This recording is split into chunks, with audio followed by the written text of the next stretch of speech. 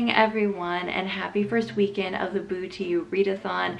I will be documenting all of my reading this month and all of the cozy things that make me think of autumn. I'm going to be challenging myself to do quite a few little theme days that will either go with my reading or just be something very autumnal and fun. I started yesterday reading my Sea Ticket, which is The Disney Princess, a celebration of art and creativity. And this book is so good. I'm really loving it. I love all of the illustrations. It's so cool being able to see behind the scenes of some of the princesses and how they were created. I thought it would be more of a coffee table, just kind of fun flip through book, but it actually has a lot of really good information, and it was actually written by a film historian. One aspect that I thought was really cool about the book, which I didn't know, is that Aurora was inspired by Audrey Hepburn, who's one of my favorite classic movie stars. Of course, she has the blonde hair, but she was made to be tall. They gave her the doe eyes, especially in some of the early drawings. You can kind of see the Audrey Hepburn doe-shaped eyes. And also Cinderella's dress was inspired by the Givenchy haute couture, and so was Aurora's of that 1950s time period. And it also talks about the history of the fairy tales themselves. Today I'm going to start reading Pollyanna. I'm hoping to get through half of it, and I'm going to be reading the ebook from my library, and I am going to be decorating for fall next. And it's kind of perfect because Pollyanna is my pick for the Main Street vehicles, and so our decorations for fall kind of remind me of Main Street. And then I'll probably go back to reading a little bit more of this. I'm about halfway through this.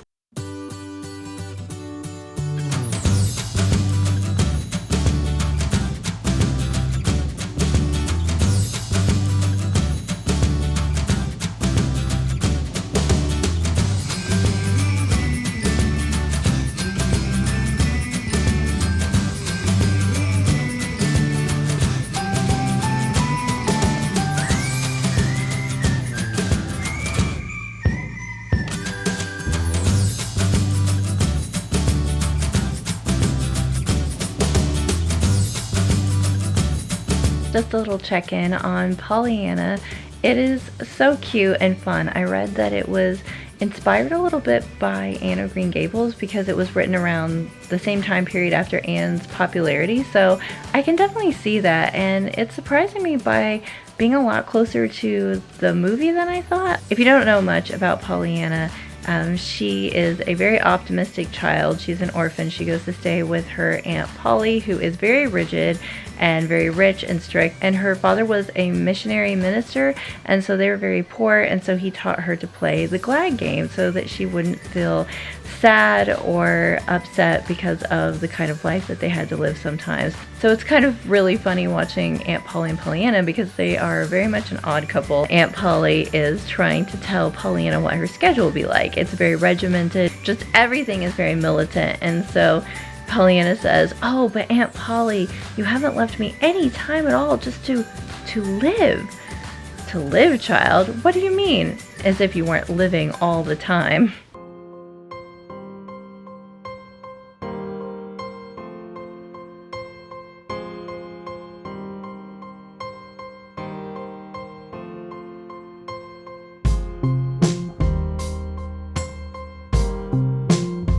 I decided to read a little bit more of the Disney Princess book, and I love ambient videos so much, especially in the evening when I'm reading. Listen to how cozy this fall porch ambience is from Autumn Cozy.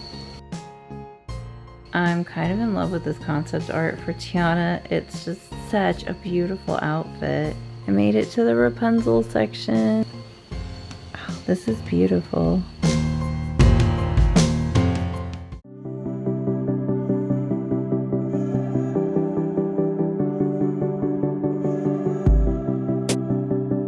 My mom and I decided to make apple cider donuts for the first time, and while she's definitely the expert baker in the family, I had a lot of fun assisting.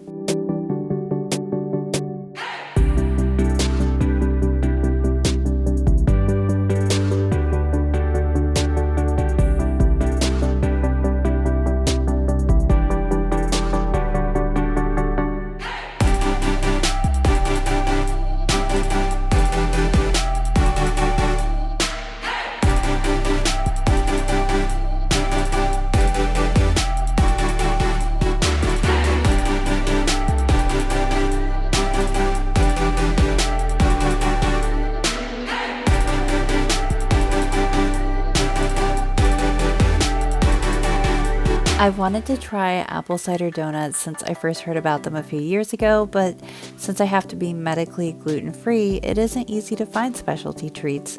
I'm thankful my mom can turn any recipe into gluten-free perfection, and the best part is, no one can tell her culinary creations are missing gluten. I finished Pollyanna and the Disney Princess book. I loved this book. It was so good. The Ariel section was really interesting because it said that the writers were originally inspired by Laura in the play The Glass Menagerie, and I've read that play. It is by Tennessee Williams. It's a very good play, but if you have read it, Laura is extremely just meek and mild and a complete pushover, and Ariel's the complete opposite. I also thought it was so weird that Sebastian was supposed to be a pompous turtle at first, and I guess apparently a lot of Ariel's lines came from a dolphin character who was very confident and always trying to convince Ariel to do something and be kind of interesting. It's kind of fun to see that every princess evolves with the society and the time. Some people may say that Ariel seems not as modern as we think of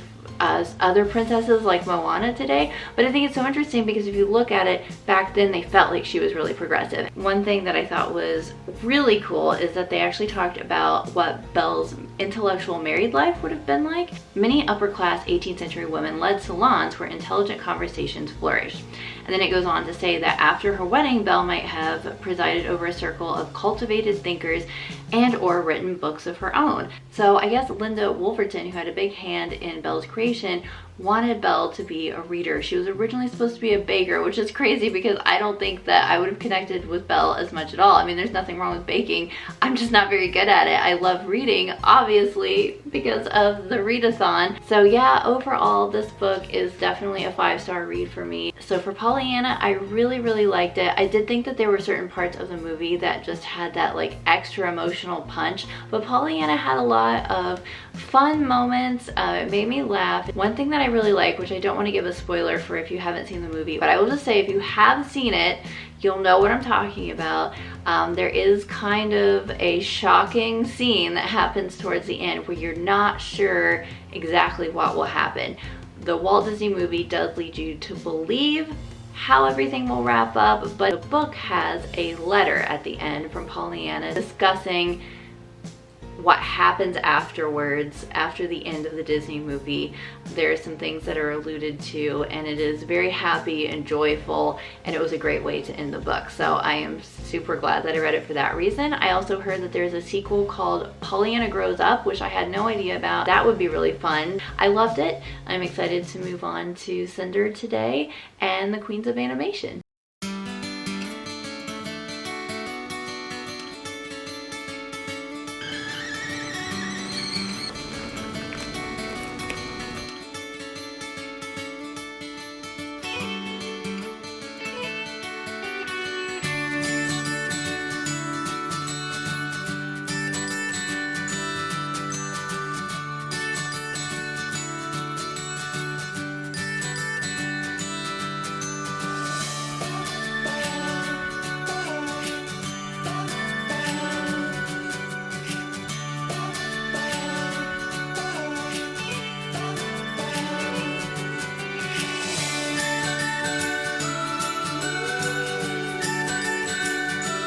I spent lots of time yesterday and today reading Cinder, and I love this book already. And one thing that I forgot about this series, which I think I knew beforehand but kind of forgot about, is that it does have a global pandemic in it, which you would think wouldn't be escapist at all after everything we've been through. Even though nothing has been solved yet, and I'm sure it'll probably take the course of the series to solve it, there's kind of this hopeful feeling. It's escapist in a way that you feel like it's this fairy tale story world where at some point, you don't know how, but at some point, the characters are going to figure everything out and everything will be okay. I really am liking Prince Kai. He is super sweet and down to earth, but there's like a little bit of a hate to love sort of story there, but it's not too much. But they're definitely forming a friendship, and I really like that part. I really like seeing them kind of have this friendship, so it can be more of like a friends to lovers trope, and that's one of my favorite tropes. And fake dating. I love fake dating. You have to let me know what your favorite romance trope is. A lot of the sci-fi sci-fi feels really whimsical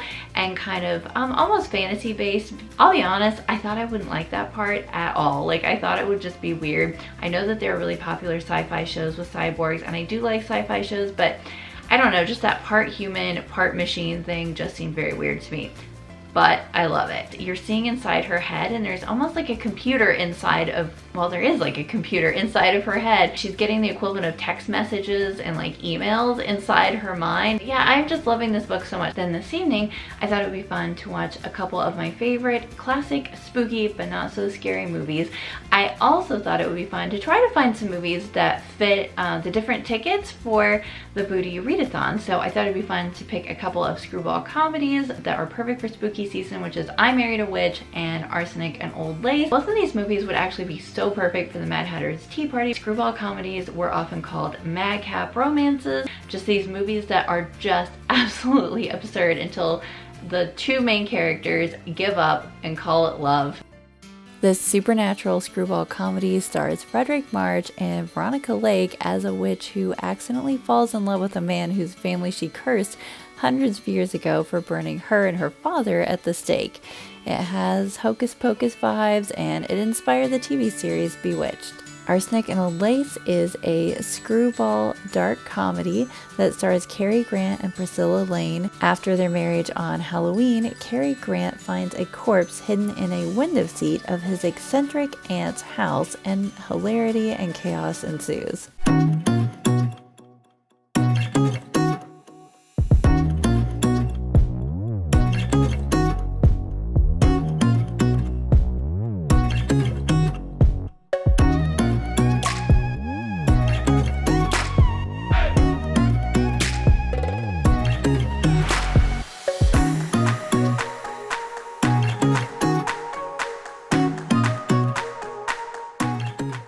Put Cinder down this weekend, and I have finished it already. I loved it so much that I already ordered the second book, Scarlet, so I can read that in November. Like, I have to admit, I'm kind of dying because I want to read it now, but I still have to finish listening to the Queens of Animation book, and I have to read all of Great Expectations. It was just one of those books that you wanted to like not even stop to eat because you wanted to find out what was happening. And it was slower at first, but it just kept building the pacing. The way that they brought everything together, and the villain, and just, oh, I don't want to say anything because I feel like I don't want to spoil this book at all. So I think that you should just go read it if you love Cinderella stories, if you like fairy tale retellings. And I said this last week, the sci-fi elements, like, I got more and more used to it. They were just very subtle, and just seeing her at the ball as a mechanic cyborg Cinderella was just, the way that Marissa Meyer pulled that off and like kept her personality but sort of like kept the tropes of the Cinderella story. The way that she had the glass slipper equivalency was very cool. It ended faster than I thought it was going to. I was getting to the last page and I was like, no, this can't be it. Oh, like, it led you to believe what was going to happen, but there's some unresolved stuff that I'm like, I need the next book right now.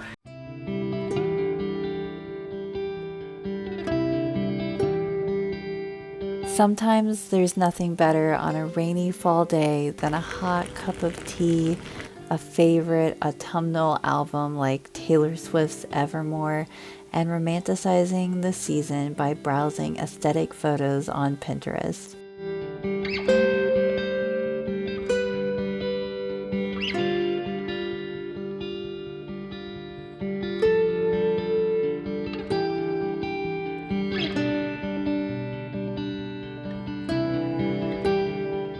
Listening to the Queens of Animation audiobook inspired me to pick up my art therapy princess coloring book and my colored pencils. I got some Prismacolor colored pencils, and I thought I would listen to a little bit more of it while I am coloring and pretending to be one of the ink and paint girls.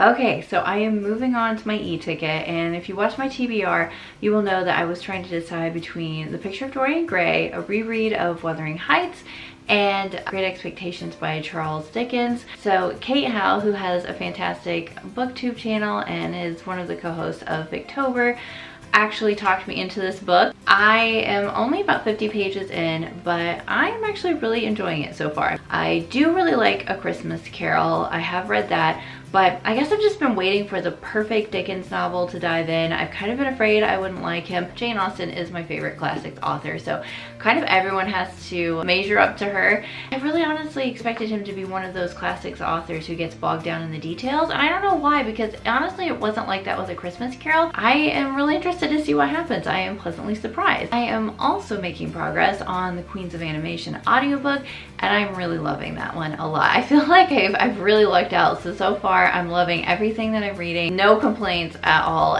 I thought this was interesting that Mary Blair actually thought of Cinderella as a very perfect character, and she actually preferred Alice in Wonderland, even though Walt really wasn't a huge fan of the way that Alice turned out because he thought she was a little bit cold and aloof. Mary Blair really loved her and felt close to that character and had a big hand in the art of that character. But I've been really sad to hear about Mary Blair's personal life. I did not know that she was married to an abusive alcoholic husband, and that was something that she struggled with. Sounds like her husband was very jealous of her artwork. He was an artist also. He didn't like the fact that Mary was more popular with Walt. I mean, Mary was Walt's like A student golden child, and so it just made me really sad. I'm so glad that she had him as a mentor, because he sounds like he was a great mentor to her, but it just sounds as if her home life was just so not great. One of the funny asides that I had to share from the section that I was listening to is that one of the female animators who was new to the studio and really anxious to impress and wearing sky-high heels because those made her feel confident, she was running up the stairs with artwork from Sleeping Beauty under her arm just at the same time that the actor who played Davy Crockett was running down the stairs to go to set because he was late for set, and they collided right into each other, and the artwork for Sleeping Beauty was scattered all over the place. And just as they're kind of like tangled up on the floor, tangled up with all of this artwork, they hear a ding in the elevator doors open, and of course who walks out but Walt Disney. She'd never met Walt Disney before. He just walks out, looks at them very seriously, sees this mess, bursts out laughing. So I thought that was fantastic. I love hearing these little stories of the day-to-day life, and we get a lot of Walt. That's one thing that's really fun in this book, is that I'm getting a lot of Walt Disney's perspective. And even though of course it is still about the female animators, which I'm glad that it is, they're kind of weaving in their relationship with Walt, how Walt interacted with them, and so I'm really liking that. So aside from my reading this week, I also filmed a really fun chat with Emma from the Bookish Princess. Of course, she's my co-host for Boo to You, and we had a blast chatting. Go to her channel and watch our chat. We talked for about an hour about books, our reading progress, Disney nostalgia, and then tonight I am wearing my Ravenclaw sweater. It's super cozy and oversized, and my Time Turner necklace, because I am going to watch a Harry Potter movie.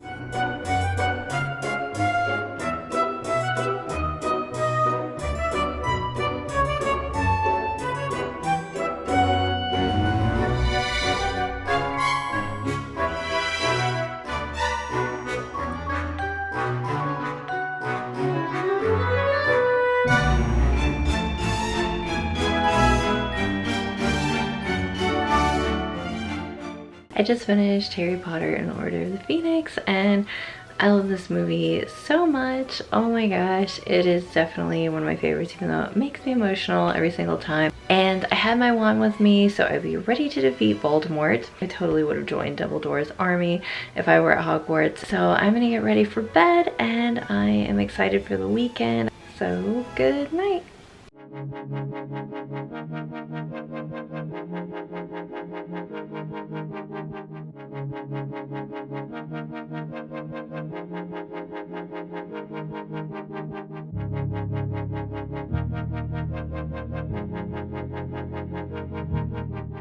I'm making good progress with Great Expectations. A character that I'm really loving is Herbert, which is kind of Pip's guide to city life, kind of teaching him how to not be the country boy and to live a more elegant life. But Herbert is really down to earth. That's what I think is so interesting. He's his guide, but Pip is actually becoming kind of arrogant compared to Herbert. I think it's so interesting how Miss Havisham is the kind of person who refuses to change, and she has lived her life decade after decade in her wedding dress, not changing anything, stopping all of the clocks. And I think Dickens is trying to show how that is definitely the wrong way to live, by not moving forward in life at all.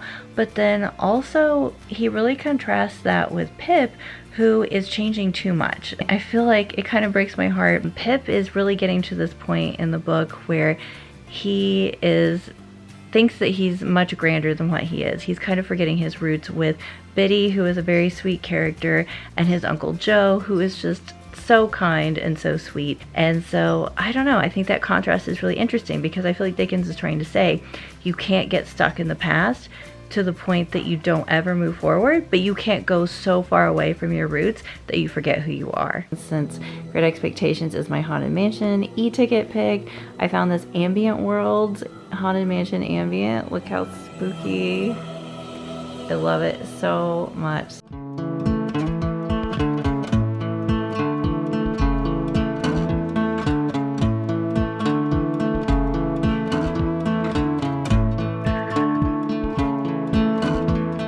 I just finished listening to Queens of Animation and it was so good. Another 5-star read. I tried really hard for this readathon to pick things that had been highly recommended to me or that I just really wanted to read for a while, so it would be a really good readathon, and so far it's turning out really great. And Allie recommended this book to me. She's a very talented artist. Thank you, Allie, for recommending this because I loved it. It was really fascinating to learn about Disney animation through all of the women who had such an important significance in the history of the studio. And I like the way that the book was laid out because it did start with the very early days of the studio and it takes you all the way up past Walt's era to the more modern era. The book said that a lot of the classic Disney movies that we think of today as just being so iconic, like trying to think like Sleeping Beauty, I think Alice in Wonderland and Peter Pan, those movies were just not very popular or successful at the time. Cinderella was, Snow White was, but a lot of those other films, the studio almost lost all of its money, so things were really touch and go for quite a bit of time. And I think it was really the Disney Renaissance during the 80s and 90s and like home video releases and things like that, where some of the movies that we love today and that seem so iconic today became really popular. But I learned that two female animators, and I can't remember their last names, but it was Sylvia and Ethel, they had done a lot of research on The Little Mermaid in I think the 1940s, and they really wanted to do that film, and so that's why the Disney Renaissance period animators started going back to that. Brenda Chapman, who was the only woman in the Disney animation department in the 1980s, went back to those earlier female artists and storytellers' work to kind of mine for ideas, and it kind of just gives you chills because you think of these women who were really struggling at that time, not with Walt so much because Walt was one of the few animation studios hiring women, but these women were struggling at the time with all the male animators around them. They were not accepted. Women had to work twice as hard. They still have to work twice as hard to prove themselves in creative fields, often, especially in the film industry. And so it kind of gave me chills hearing that Brenda Chapman went back to the original ideas of these two very iconic women in Walt Disney history, and she brought about The Little Mermaid and made that happen. I feel like I have such a deeper appreciation for these films. I kind of want to do a little project where I watch every Disney animated film from the very beginning all the way up to the most recent. Really notice the artwork, notice the history, notice the progress that they're making, both in terms of the kinds of stories they're telling, the animation, everything. I just think that would be so exciting and so cool to do. Here's a little packet with a pumpkin that came in my Mickey's Not So Scary Halloween bag. It's super easy. I feel like it doesn't even really count as a craft, because you just stick things on, but it looks really cute and I've been meaning to do it for forever, just as like a fun little Halloween activity. So here are all the pieces.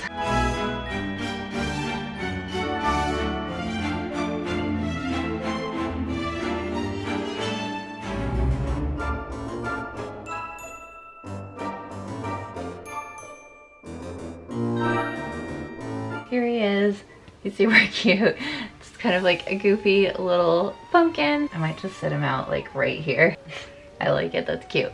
So let's watch some Disney cartoons for Halloween.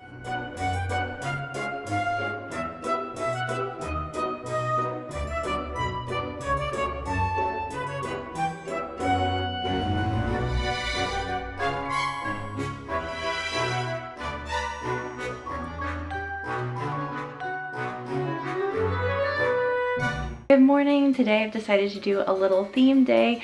I need to finish the rest of Great Expectations. I think I have probably 85 pages or so left, so I kind of want to binge read that so I can watch the movie adaptation tonight. So I was trying to think what to do. I couldn't really come up with a good Haunted Mansion theme day, so I was trying to think of other fall themes and something that would connect to Great Expectations, and I thought about the Gilmore Girls. I decided to dress in like a casual version of Rory's Chilton uniform, and the reason I picked the Gilmore Girls is because, of course, I always think about it with fall. It's one of my favorite TV shows, but also because people have compiled lists of books that are mentioned on the TV show, because Rory mentions a lot of books and Great Expectations is one of them. So how perfect is that?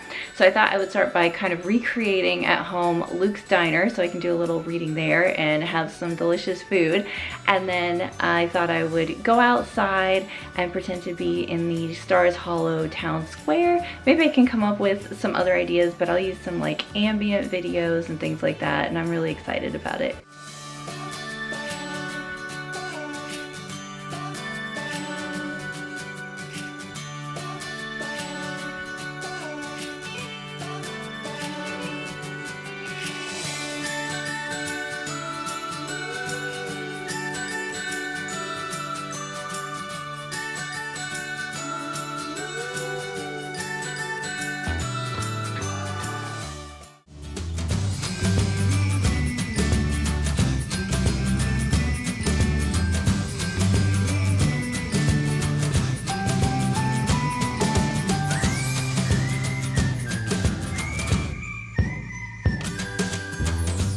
I finished it.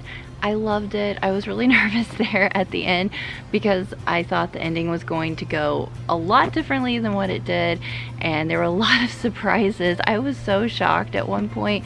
I love this book. The weird thing is that my edition actually has the first ending, the original ending that Dickens wrote, and then the published ending. And so the published ending is what I read, and that's what I really loved.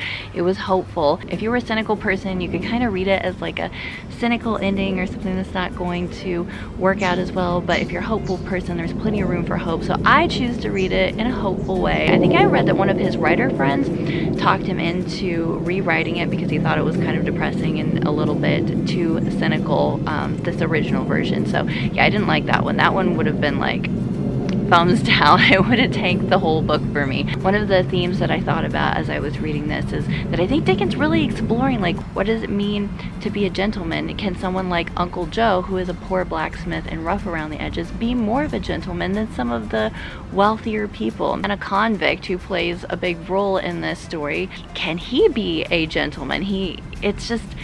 I really like this exploration. It reminds me a lot of Jane Austen in Pride and Prejudice, when Elizabeth Bennet says that she is a gentleman's daughter to Lady Catherine, who looks down on her family and wants to know if she's interested in Mr. Darcy. Elizabeth says that it wouldn't matter if she were to get married to Mr. Darcy because she is a gentleman's daughter and she is his equal. I think in a way that Pip is the opposite. He doesn't believe that he's equal to Stella. He doesn't believe that he is equal to the people in his society because he's poor, because he is a blacksmith's nephew. And so when his position in society is raised up and he has these great expectations and he does become wealthy and mixing with like the elite aristocrats, he thinks he has to distance himself from his past. He thinks he has to be someone else. But Herbert, his friend, who I mentioned that I love their friendship, Herbert is the perfect example of a gentleman because he was raised to be a gentleman, but his station in life is kind of going down. His expectations are going down, and he chooses to marry someone beneath him, and Herbert all around is just a very dignified, sweet, gentlemanly kind of person. And I think that was something in the Victorian era and in the Regency era too, that people were trying to define. Is a gentleman based on behavior, or does it mean how much money you have or what your status is in life? And I am really liking the social commentary. It kept me interested, and there were a few sections that were slow, but overall I am really excited to read more Dickens now. I've been really intimidated by the chunky books. This one is almost 500 pages, so this is a big book, but a lot of his books are like 800 or 900 pages, and I just didn't want to invest in one of those books until I knew what I thought of his writing style. But I'm feeling like I like his writing style. I might try David Copperfield at some point next year, so we'll see, but I think I'm going to be a Dickens fan, so it's kind of fun to think about embarking on this new journey with a new classics author that I could love.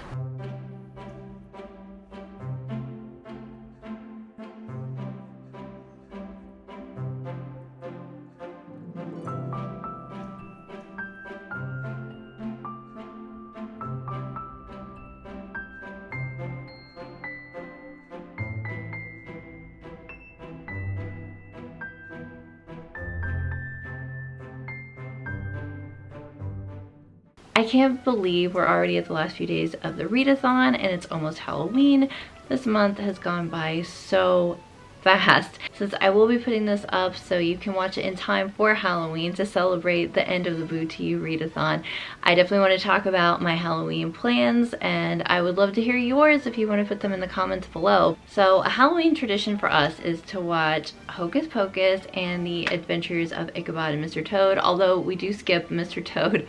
I know a lot of people who like it, but for some reason it's not my most favorite movie. Another thing that I really love to do on Halloween is to pretend that it is the Mickey's Not So Scary Halloween party. So it helps to have the decorations like this because it helps me feel like I'm on Main Street, but also love to watch YouTube videos of Hallowishes, and then I like to watch the Boo to You parade, of course the Hocus Pocus Spectacular. So it's kind of fun to like have a treat, maybe some candy. I really like chili for some reason on Halloween. I've done that the last few years. It's just perfect for that like October, November time of year. I'm not sure if I'm gonna dress up this year.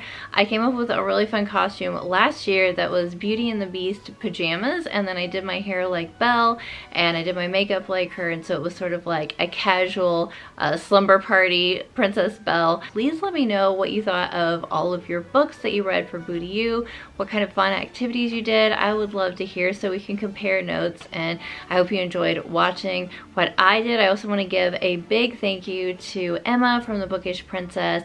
It was such a fun month, so thank you for asking me to co-host this. I had a great time. One last little thing, since I had to finish up my reading early enough to get my editing done and post this video before Halloween, I was still feeling in a little bit of spooky season mood, so I decided to get this book, which is Life and Death. It is a retelling of Twilight by Stephanie Meyer. It is a gender swapped retelling, so Bella is a boy named Beau, and Edward Cullen is a girl named Edith. I do love Twilight. I don't care what anybody thinks about it. I enjoy the series. It gives me so much nostalgia. My friends and I were going to midnight releases for the movies and the books when they came out, so it just gives me such cozy fall feelings every time I think about the series. I was kind of like in the mood for it. I read Midnight Sun last year, which is Twilight from Edward's perspective. I don't know how many more versions of Twilight I can read, but if she keeps putting them out, I'm probably going to buy them. Thank you so much for watching and participating, and I hope you have had an amazing month full of 5-star reads, and I hope your Halloween is absolutely spooky in the most magical and not so scary way. Until next time, I will see you real soon. Bye!